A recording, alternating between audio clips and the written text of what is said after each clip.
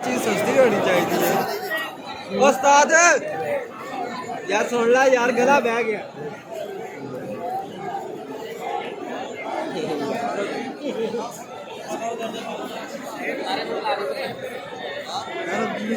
पहले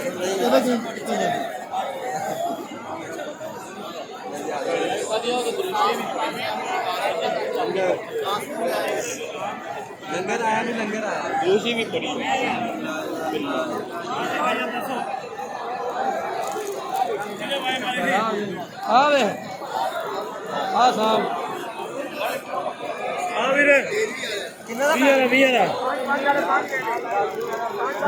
भाई यार ₹20 30 किलोमीटर है दोस्तों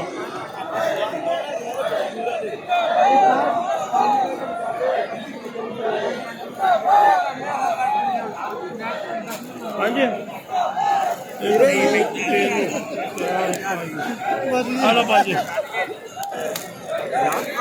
हेलो जी ₹20 हाँ जी हाँ ₹20 पैसे रोटी चवाल दे पे जान हाँ रोटी चवाल दी है